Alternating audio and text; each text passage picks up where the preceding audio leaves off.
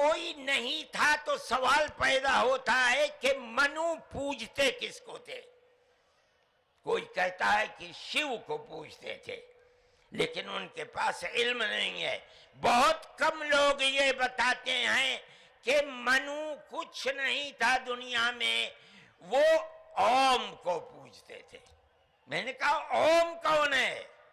بہت سے لوگوں نے کہا کہ وہ ایک ہوا ہے جن کا کوئی روپ نہیں ہے، کوئی رنگ نہیں ہے، وہ دنیا میں ہر جگہ ہے، ہوا ہر جگہ ہے۔ انہوں نے آسمان بنایا، انہوں نے زمین۔ میں نے کہا کہ ارے بابا، انہی کو تو ہم اللہ کہتے ہیں، انہی کو تو تم ایشور کہتے ہو، اسی کو تو ہم اللہ کہتے ہیں۔ فارسی بولنے والے خدا کہتے ہیں، انگریزی بولنے والے گاڈ کہتے ہیں۔ اس کا مطلب یہ ہے کہ منو ایک اللہ، منو یعنی آدم، ایک اوم یعنی ایک اللہ کو پوجتے تھے۔ یہ ہمارے ملک کی تاریخ ہے، یہ دنیا کے دھرموں کی تاریخ ہے۔ کوئی ثابت نہیں کر سکتا کہ اوم یعنی آدم اللہ کو چھوڑ کر، جس اللہ نے اپنے ہمارے عقیدے کے مطابق ان کے پتلے کو، پہلے دھرتی کو پیدا کیا، دھرتی میں مٹی پیدا کی، اور جتنے رنگ اور جتنی طرح کی مٹی تھی، سب مٹی میں سے تھوڑا تھوڑا لے کر اللہ نے یعنی اوم نے اپنے ہاتھ سے آدم یعنی منو کے پتلے کو بنایا۔ اسی لیے حدیث میں آتا ہے کہ جتنی طرح کی، جتنے رنگ کی مٹی تھی، آدم کی اولاد، منو کی اولاد، منش کی اولاد، وتنے ہی طرح، وتنے ہی رنگ کی بدلی۔ کوئی مٹی سخت ہے، آدمی کے دل کے اندر سختی ہے، کوئی مٹی نرم ہے۔ جیسی مٹی تھی ویسا ہی اثر آدم یعنی منو کی اولاد کے اندر پایا جاتا ہے۔ یہ ہمارے اس دھرم کی خصوصیت ہے۔ اس کا مطلب ہے کہ سب سے پہلے لا الہ الا اللہ کی آواز ہندوستان کی دھرتی پر اتری ہے، یہاں سے پیدا ہوئی ہے۔ سب سے پہلے منو نے اوم کی عبادت کی ہے۔ اوم ایک ہے، اللہ ہے، ایک ہے، اس کا کوئی شریک نہیں ہے۔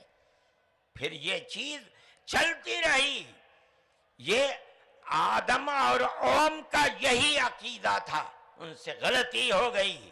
ہمارا قرآن کہتا ہے وہ پریشان تھے کہ میں اپنے اللہ سے یعنی اوم سے، منو سے جو غلطی ہوئی ہے، اپنے اوم اور اپنے اللہ سے معاف کیسے کراؤں؟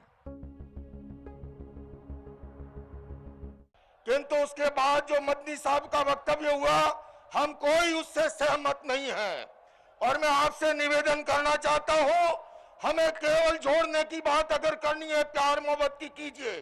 یہ جتنی کہانی سنائی ہے، اللہ، منو، یہ وہ، اس سے 4 گنا کہانی میں سنا سکتا ہوں۔